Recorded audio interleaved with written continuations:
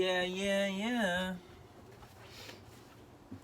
The little bit of the song that you heard is from a Lucinda Williams album called Essence. It's track number 10. It's probably the track that I've listened to the most, and it's called I Took a Bus to Baton Rouge. She's going back to her childhood, and she breaks down just the memories of the old house she lived in. So I find it very deep, actually. Well, this is going to be video number 2 on my meeting a Mississippi mentor. Hello, y'all. I just got back from a road trip. I was away for about 2.5 weeks, and I landed back in Vancouver actually 1 week ago from today, around this time actually. And I've been in a deep reflective state ever since, kind of tying up, reconnecting with my my Vancouver scene, lining up my next areas of work, going around and getting reacquainted with my city, to the beaches that I love, to the mountains, etc. And the road trip that I just took, as I had mentioned in the first video, it actually took me through 12 different states from start to finish. It my destination was a little town called Clarksdale, Mississippi, and it actually I took a picture of the speedometer, and I'll do this in kilometers, this part, but from my doorstep in Vancouver to where I parked in Clarksdale, Mississippi, it was 4,385 kilometers, close to 2,500 miles. And it was kind of the first time that I've ever taken on such a road trip by myself for any length of time. And hi. Good. How are you today? Good. It was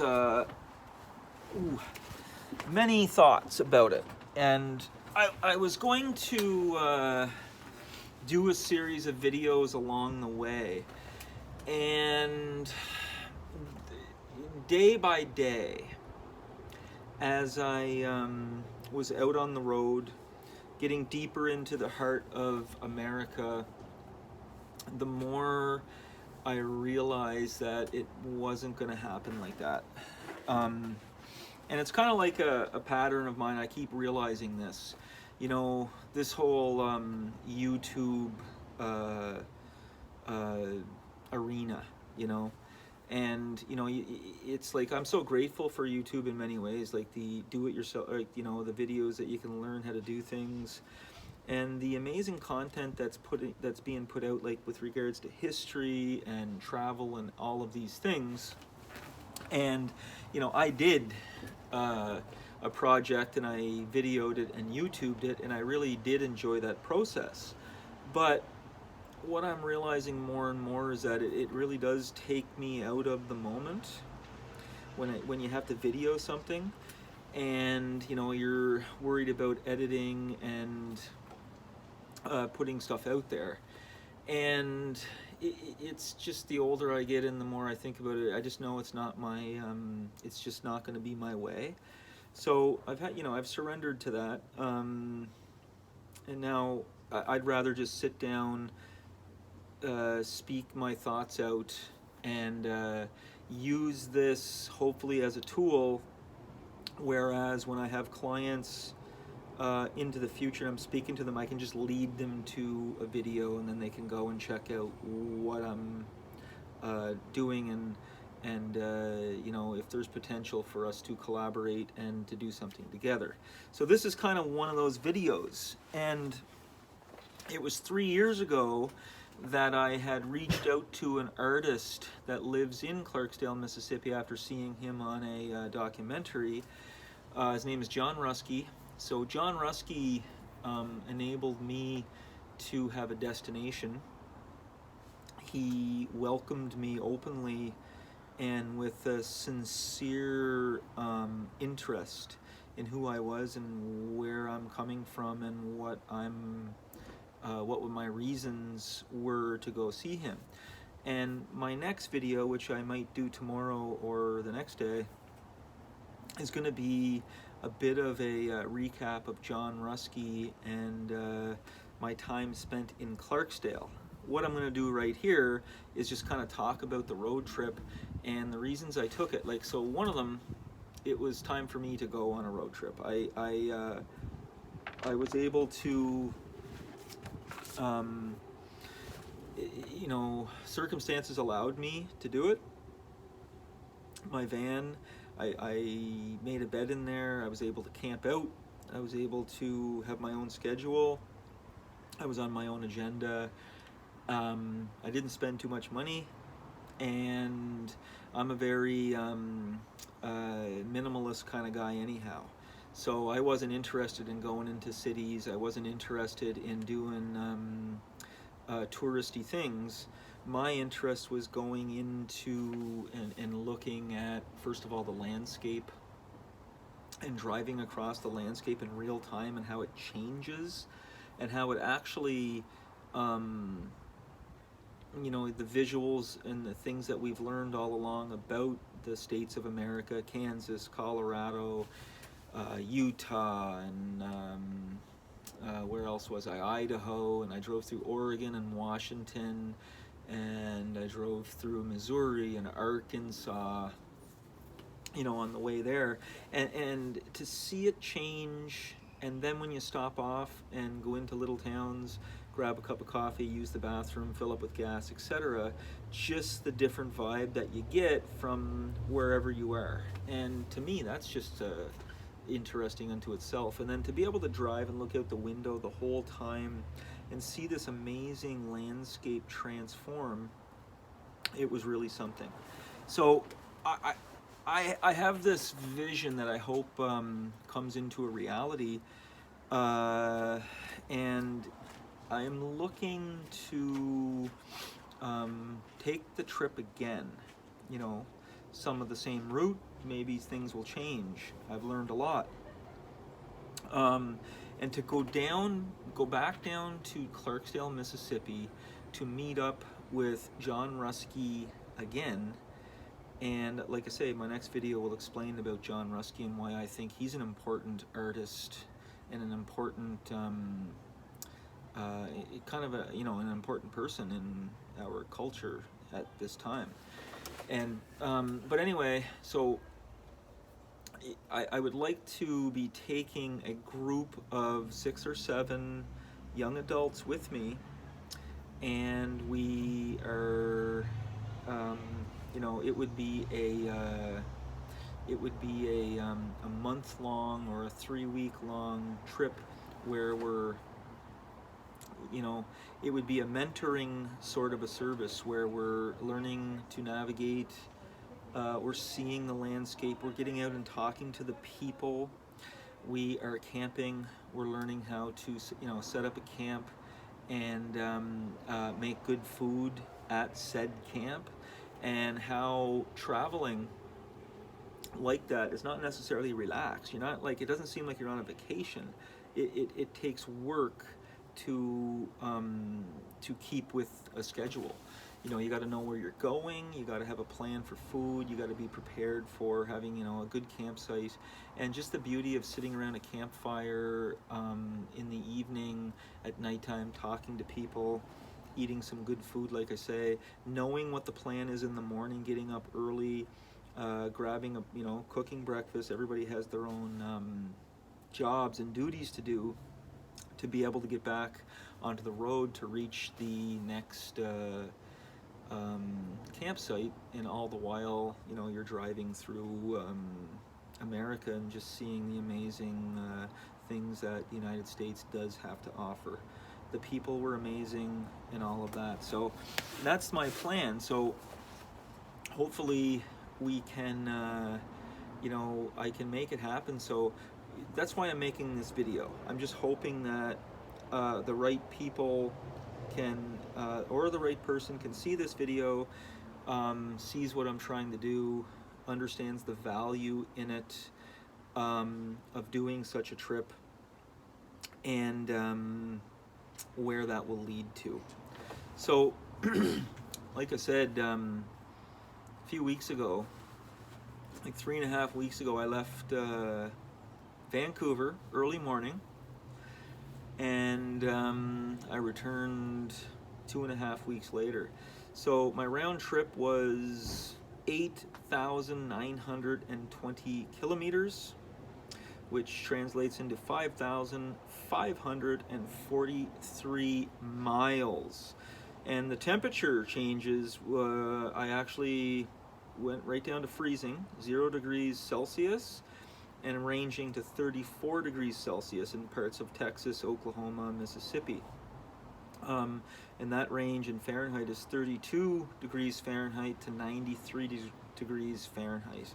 So we, so I was able to experience quite a different spectrum of weather, actually. Mind you, the days were beautiful. The only bad weather I ran into was leaving the first day in Washington State, the Pacific Northwest, right south of Vancouver here, and on my way home. It was also a little bit of visibility problems with some fog and some mist and stuff like that. Other than that, it was dry and excellent driving conditions. One of the guys that I did study or do watch on YouTube, his name is the Geography King. I find him interesting. He's taken many road trips across America, and he's an interesting guy. One of the tips that he said is on day one of your road trip, you get as far away as possible. You put that extra time into driving, and that way you're rested and you got the energy to do that, because you can, on any given weekend, on that first day, you can get to that same destination point. So there's no point of spending your time close by to where you live. You want to get as far away as possible, then get out there, and then you start to break down your travel. So I like that. Like I said, I went through Washington, and it was early morning. I got through Washington, and it was interesting starting in the Pacific Northwest where I'm from. It's wet, it's green, it has all of those things, and it is beautiful. Cut through Oregon, which wasn't too long, and then in Idaho, it's when I started, I needed, that was where I landed my first night, and you see the landscape starting to change. There's deserty looking things, the rock formations begin, and I drove into Boise, and then I realized, like, what am I doing here? I just do not want to be in a city, even though it's not that big of a city. I stopped in, I grabbed a quick bite to eat, and I said, you know what, I just do not want to be here. And I left, and it was kind of getting into the evening, and I knew the sun was going to be going down, and I said, I'm going to see if I can get a little bit further away and find a camp space. And as I was driving, the sun did set behind me, and it was beautiful. It went behind this kind of rock formation, and then at the same time that was happening, I just look ahead and I saw this full moon rising out of the out behind another mountain in the opposite direction, and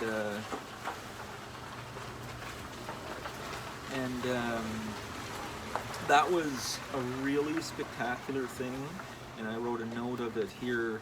That's what I remember in Idaho. So I was able to sleep in Idaho the first night, ran into a campground, no problem. And then when I woke up in the morning, I got on the road, had a cup of coffee. I was always making my coffee at the sites, drove through the little town I was in. I think it was called Glen Ferry or something, Glenn's Ferry. I think the guy said they were famous for their horse dentistry or something like that, which was interesting. Then I get into Utah, and I started realizing, okay, I'm far away from where where I'm living. I'm out into the, I'm on my road trip. It really felt like that.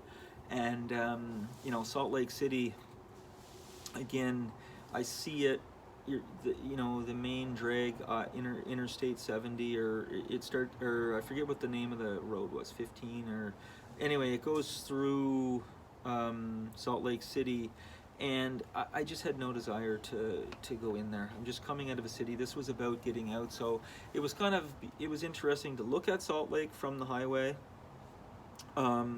see that part of the world for the first time, see the mountains surrounding this city. And I could only imagine when you're sitting in that city and having a cup of coffee, some of the vistas that you must have. It's just, I'm sure it's beautiful, but it's just not that sort of a road trip that I was interested in doing, and it's not the sort of road trip that I'm interested in taking a group of young adults on as well. It's good to see it, there it is, but you know, and I got through Salt Lake, started driving, and then I started cutting down diagonally into Colorado to reach Interstate 70, and then I started driving through some mountains there, and starting to see the different formations into the this part of the world, this amazing geology that America has. And I was able to, I had a little app, and it showed me campgrounds, and it took me down some back road, this dirt road, and it was getting dark, and then I showed up, and it was this abandoned campground, and I was like, okay, here I am. Beautiful Utah, what you think Utah, you know, you see those rock formations, and this is where I was camping in, and it was a very different landscape than I was used to, and I just kind of went with it. I set up shop. I was able to relax, have a little fire, grab a beer, and sleep, wake up in the morning, and get on the road again. Yeah, like that's when I started realizing, you know, everything's just like a big giant canvas, like just looking at the window and just seeing landscape that you're not familiar with is really beautiful. Then I hit Colorado, and it's beautiful. It was beautiful to drive into Colorado, actually. Like Grand Junction was kind of the first town on the high plains before the Rockies, like west of the Rockies, and I thought that was a spectacular place to drive through. You're in this valley, you're seeing the mountains rise up, you're starting to see more green trees, rivers with some rushing water, really beautiful. Then I stopped in a town called Glen Springs, and these are things that I didn't even know about. Like I just needed to use the bathroom, I needed to fill up with gas, and this place is called Glen Springs, close to Aspen. Aspen's a little drive off of that main drag, and you know, I was walking to get a coffee in the little beautiful little town, actually, in the Rockies, and I looked on the window, and it said, "This is where Doc Holliday died." So then I was just thinking to myself, is that true? Like it didn't seem like a nice plaque or anything. It was just like a poster. And then I got on my phone, and sure enough, I checked it out, and that is exactly where Doc Holliday died in his 30s, tuberculosis. He's buried in that town, Glen Springs, Colorado.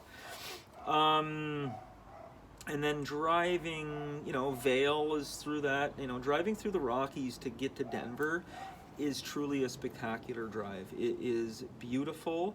I wish that I would have been able to been in a passenger seat and take it in, because there's so many things to look at. The landscape changes, but it really is a spectacular drive. And you know, you look down, you know, rushing rapids, water running through the mountain, and these deer running in the wild right next to you, and it really is gorgeous. And then, you know, you get through it, which I was happy to get through, because you really had to be focused. You know, there's inclines, there's turns, and cars are passing you. The weather was good though, but it was nice. It was actually nice to get off of it, and you can kind of relax a little bit more and go for a more straight. So then it was like through Denver, and and I'm driving through the metropolis, and to my right, I see Denver, and I'm like, same thing. I just had no desire, no interest to go in there, and I just kept getting out of there. And then, the eastern part of Colorado into the western part of Kansas is really flat. It was really dry that day. It was really hot, and it was dusty, and it just wasn't a good feel. But again, that's where I was, and you're driving across America, and this is part of it. It was really kind of cool to think it. Then I get into Kansas, found a campground, and it was cool. Like, there was kids out playing football, and myself thinking, okay, here I am in the middle of America, and I know how important football is to most of Americans, but in that part, very strong sport. Same with basketball. So I just got out of my car and I just said, give me a toss. So the kids just gravitated to me like just so naturally, and I threw the ball around with them for like a half an hour, and they were telling me some things about their teams, and they were just wanting to play some football. So that was a good experience for me. And then the next morning I made it to Kansas City into Missouri. So like I drove through Kansas, and it started to get some rolling hills on it, and the landscape started to change, thankfully. Beautiful rising sun in the prairies. That was getting into my eyes a little bit as it was rising, and I was driving east, but it was spectacular lighting, and it was really good.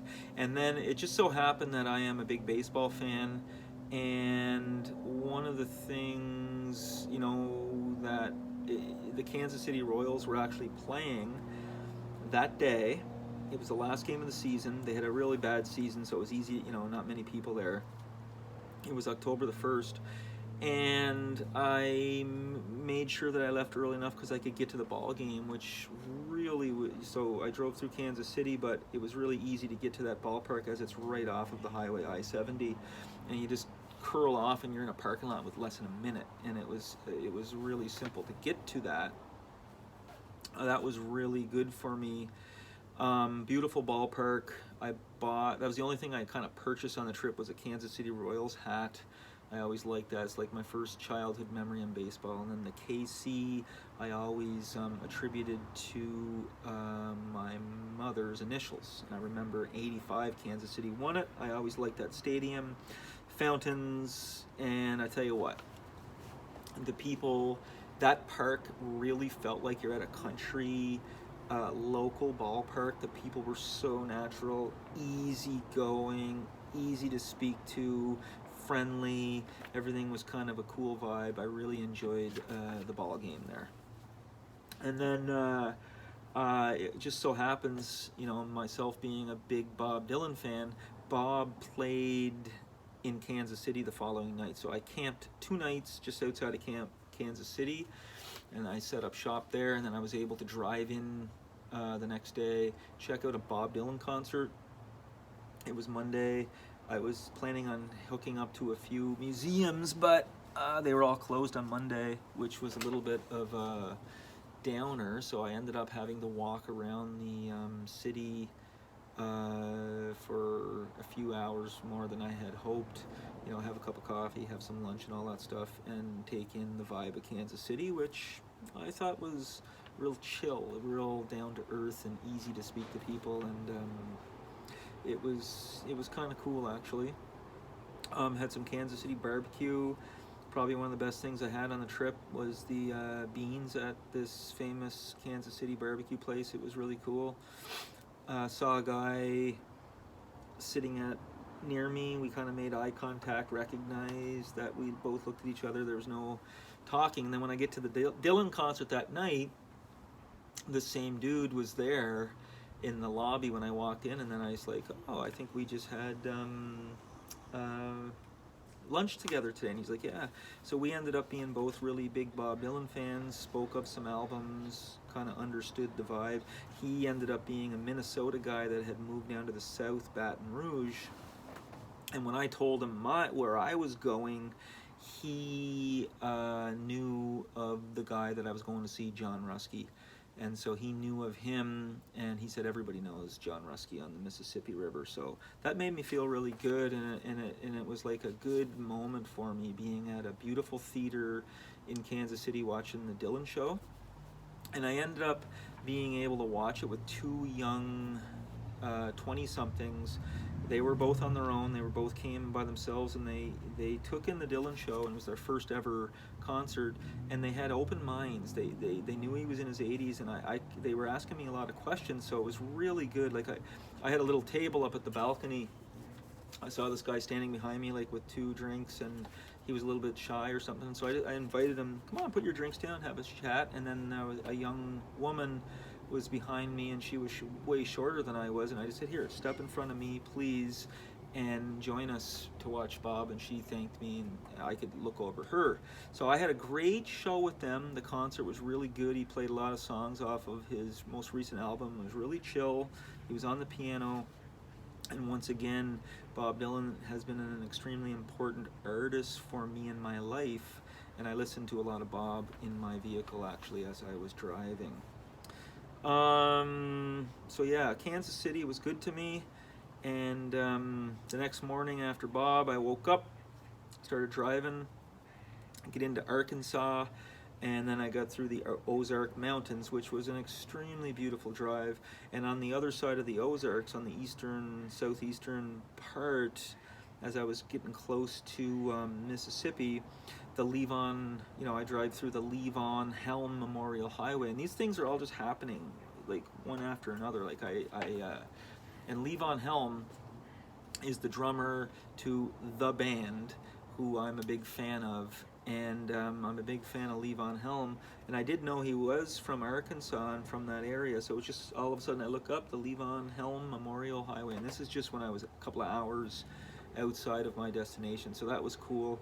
The Ozarks were beautiful. Lots of antique shops, like kind of like a mecca for antique shops, actually.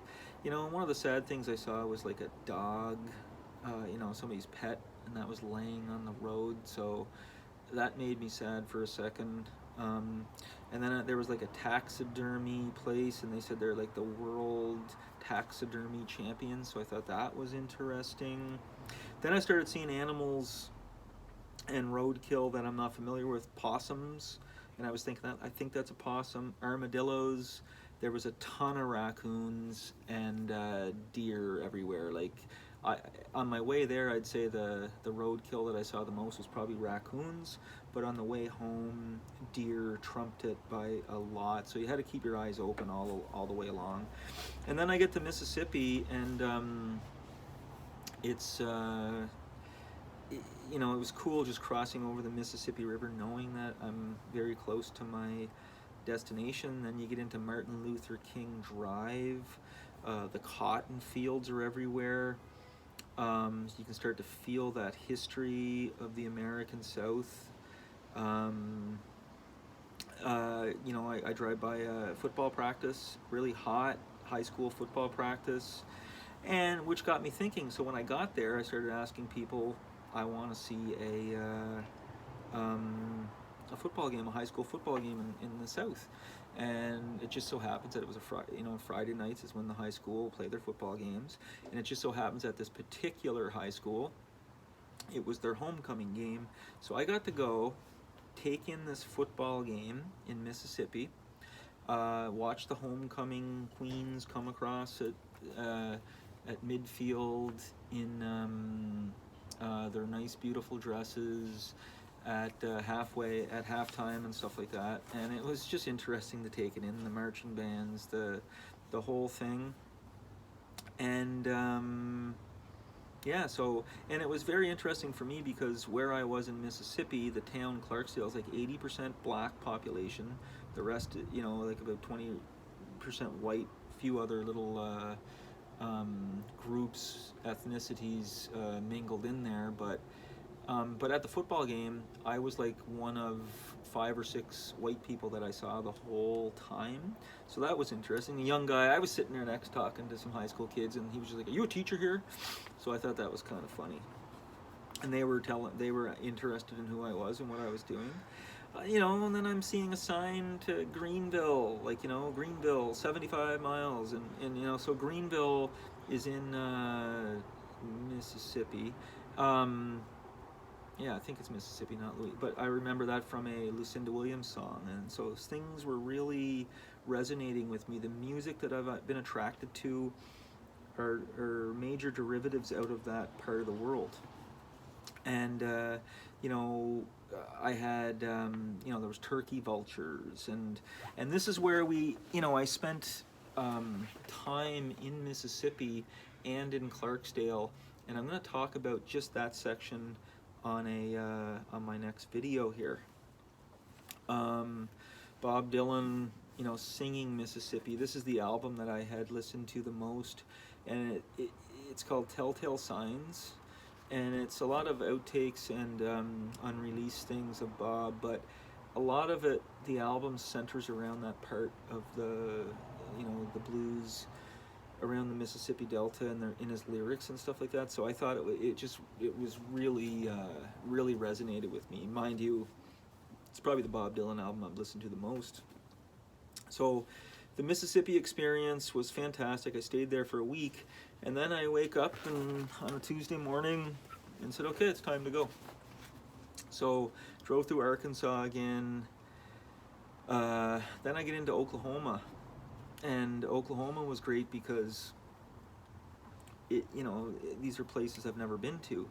I see Muskogee, and then Merle Haggard, his song "I'm an Okie from Muskogee," and so I'm driving in there, and I know that's where Merle's parents were from before they had migrated to the West during the Great Depression, and that was kind of cool to think of that. And then I needed to use the washroom, pulled off at a gas station, and it just in a place called Okemah, Oklahoma, and it just so happens to be the birthplace of Woody Guthrie and Merle Haggard's parents. But Woody Guthrie is one of Bob Dylan's biggest influences. This Land Is Your Land. He wrote that song. That was kind of cool, and that just happened by chance. And then I saw another football practice, Oklahoma. Drove through, Troy Aikman and what's her name there, Carrie Underwood's hometowns. You see Buffalo in the field. And then, I get onto Route 66, which I actually wasn't even planning. I was like, oh my God, this is where Route 66 kind of went through. So Texas, same thing. I get into Texas, and then the top of Texas. So I'm driving through, and once I get into Texas, it was hot, dry, dusty. You see ranches everywhere. Amarillo, Texas was the city that Route 66 went through. I did take a spin in there. There's an old section of the city that they kind of kept intact that Route 66 was, and you get to see the old buildings, like the gas stations, the diners, and with the old structures from that Route 66 time. And it is kind of cool. I didn't get too hung up on it, but it's just kind of cool to take it in. You're going across America. And then I hit New Mexico. Santa Fe was always on my list of places I always wanted to see. I just found it so pretty from photos and movies and stuff. And it is, on their license plate it says the Land of Enchantment, New Mexico. And when I was describing Santa Fe to somebody, I was like, it's enchanting, and I never put two and two together. It's like the word I used was enchanting. And when you're driving in, I saw wild horses running. It was really a beautiful, it's so pretty to see. It's just the prettiest little thing you've ever seen in your life. Georgia O'Keeffe, that's where she kind of set up shop, close to Santa Fe. She was a little bit northwest of that, where she had her home and did most of her work. I did go to the Georgia O'Keeffe Museum and saw a lot of her work, which I have always been a fan, so that was really beautiful. And then I drove up to Taos after spending a night camping in Santa Fe, after going through the downtown and seeing all those old ancient buildings. And like Santa Fe is the second oldest city in North America, and it has a deep history, and it was really a cool place for artists and creativity. And so was Taos, which is about an hour and a half north. And Taos, I saw some Pueblo, old ancient Pueblo ruins, and their adobe buildings, and I think over 1,000 years old, which some of the natives are now living in again and running little businesses out of. And the Rio Grande, on my way out of there, the Rio Grande cuts through it, and like this massive bridge that goes across it. I think it's 900 feet. I think it was like the highest one that spans a canyon or something like that, or a gorge. That was a kind of a beautiful thing to see, and I didn't realize this all just happened. This is just things that you come across when you're on the road. I get through a national forest, Kit Carson, I think it was called the Kit Carson National Forest. So he was at a Taos in history. Then you get into Colorado, and there it started being like more green again, and you could see the rivers and the greenery. I saw something that made me laugh on the side of a barn. It was like Joan Jett for Prez. I thought that was kind of fun. That just made me chuckle. I have a note here of it. Lots of deer. You had to really watch yourself. More Pueblo ruins, and it's called the Ancients of the Canyons area, and there's all these archaeological sites of old native people in that area. It was really cool. You'd see teepees constructed. There was elk you could see in nature, and then once again it was just roadkill, all animals, and it was really beautiful. It was I stayed in a town called Durango on the southwestern part, like Colorado's part of the Four Corners, all those national parks and stuff like that. So that was beautiful.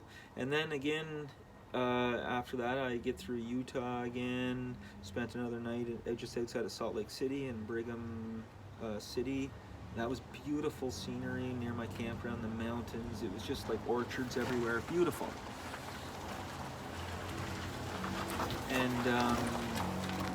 And then I get through Utah again on my way home back to Idaho, and that's where I was at a gas station. It was called the Middle of Nowhere. I thought that was good. It was just a guy being cool, and it was kind of felt like the middle of nowhere, nothing else. You take a little exit, gas station, back onto the highway, and he had like mules and llamas and chickens and stuff running around his gas station, fenced in. It was kind of cool. And that's where the solar eclipse happened. So I was able to check out the solar eclipse in Idaho in the morning at a beautiful little city called Twin Falls, with waterfalls that are dotted around that city. Another canyon you drive through, and it's really cool landscape. So, and then I spent a night I got through Idaho, I got through Oregon, and then I spent the night in Washington, in Yakima, just about 5 hours from Vancouver, and then on my way home the next day. So it was, I just want to share that with hopefully somebody that watches this, and I'm not expecting any numbers and droves of people to watch this, but it's like I just wanted to give a little bit of a recap of the power of a road trip. So it was a profound time for me, lots of time for reflection. You're able to read. I was able to read in the evenings around campfires, write some notes, and actually think about the state of things and how important it is to kind of sometimes get out of where you are. And I know that travel can be dangerous in a way, and by that I mean, people have the tendency when they're traveling to go think that the place that they've gone to is the be-all end-all and is the answer. And oh my God, people here are so happy. But what we forget is that most people, wherever you may go, there's pros and cons with every place, and a lot of people want to get out of where they are, and a lot of people want to move, and there's always that going on. So it's important, I think, to have that perspective. But having said that, it is good, and it is good on the mind to to go see and meet people from just different parts and just mingle with them, and that's what I did. And I spoke to people all over the country, and just about the issues of the day and the separation of society and the left versus the right, and how everybody's kind of being, you know, kind of forced in to take these sides on almost every topic. And you know, it was actually good. Most people that I, like, you know, almost everybody that I spoke to was kind of in a similar position to me, where they find themselves kind of in middle ground and are not liking the ideologies on the left and on the right, and are just wanting to live, you know, some peaceful lives, work hard, honest, all of those good things. And that's what I thought I was going to get into and discover, and that's just exactly what happened. So now, let's just say that, you know, I am able to find a group of people that are going to be able to find a way to compensate for a trip next year to go down. And I do think that it's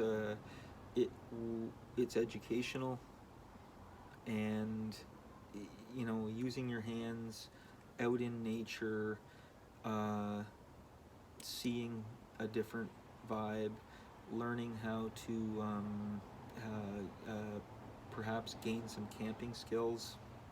And trust me, as time gets on, the more comfortable you become with that, and you get organized easier. And then to go learn from a special artist such as John Ruskey down in Clarksdale, Mississippi, who has become now a friend of mine. And hopefully I'm able to organize another artist or two somewhere in between here in Clarksdale, or Clarksdale, you know, on the way home.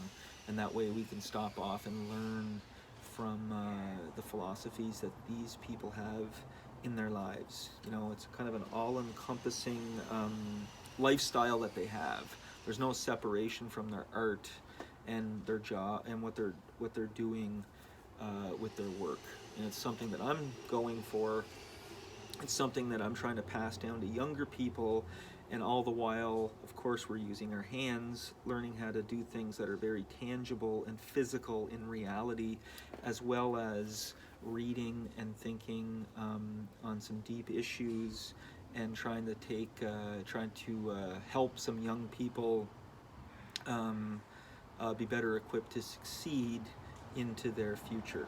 And if things aren't making sense for them now, maybe a trip like this, the one that I just went on, is something that would help give a different perspective on things.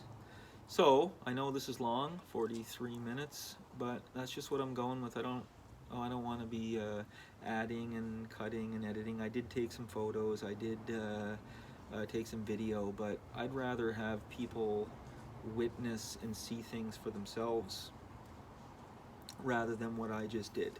So trust me, when you get out of where you are and you open your mind, and there's no judgment on people, and the news stations are turned off, the phones are minimal, and you know, your own eyes and ears can you can kind of follow the instincts of them. Some good things can happen, some inspirational thinking can happen, and hopefully you know, one can improve on the days and years ahead, and just build on such experiences.